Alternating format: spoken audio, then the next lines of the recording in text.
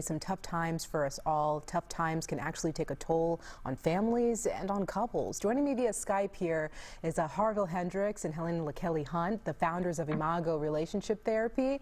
Thanks for joining us this midday. Thank you for having us. We're delighted to be here. Of course. First off, can you just explain what is Imago Therapy? Well, Imago Therapy is basically a couples therapy that helps couples transcend conflict and replace it with connecting. And so that's fundamentally what that does. For the first time in the history of the world, relational sciences are teachable. Due to the breakthroughs in the neurosciences in the 1990s. People wanted to be in healthy relationships, but for the first time it's teachable. That's what we do.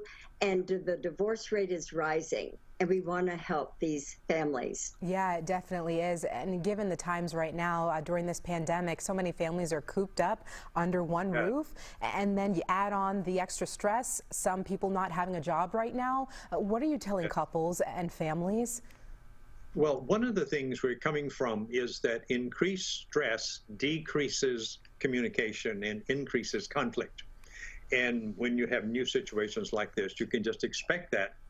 And so people don't know then how to communicate their stress without being judgmental of the other person.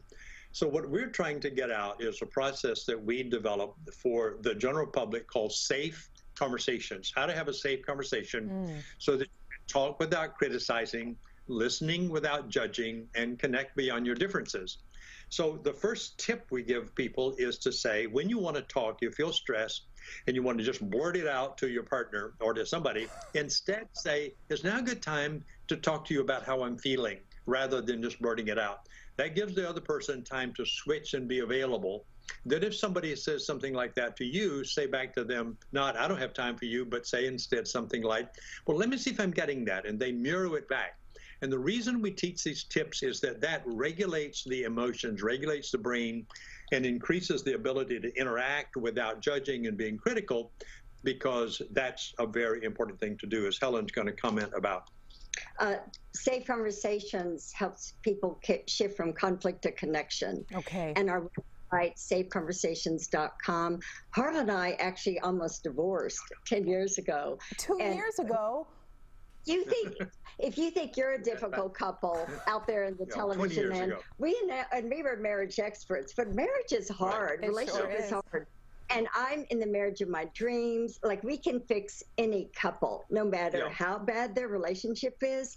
Safe Conversations is just brilliant. He gets the credit. But it's really good for the immune system, because when you're calm, you're healthier. You don't get sick, and it'll strengthen you against catching the virus. That can be a formula. A healthy relationship strengthens your immune system, which is your best defense against being infected.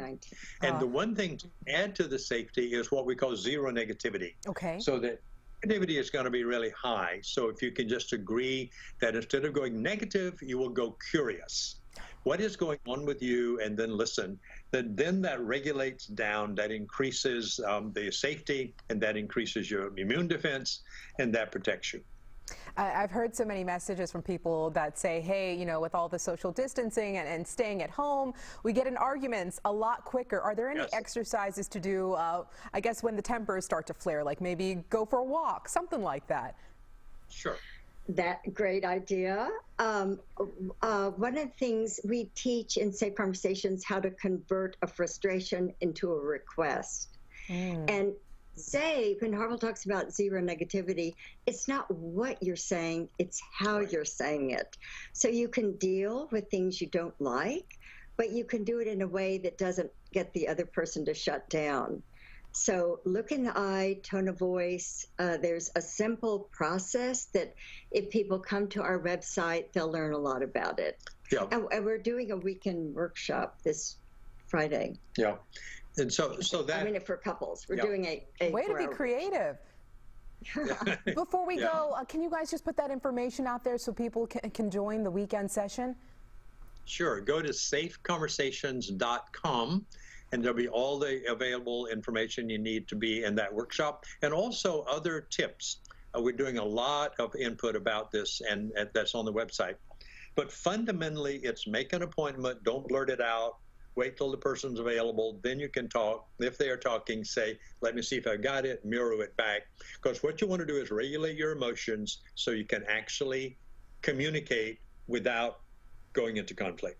And that's good for your immune system as well as your relationship, and you'll come out of this crisis together rather than we understand the divorce rate is going up right now as we speak, as people not resolve those issues at home because they don't have the distance of going to work or whatever else they did to get the distance they needed. But there is a way to keep the relationship safe, and it's how you talk to each other, not what you talk about. Helen and Harville, thank you so much for joining us this afternoon. Thank you for having us, Cleo. We appreciate it. Of course, you guys are great. Thank you. Coming up here on Daybreak, first it was sewing machines.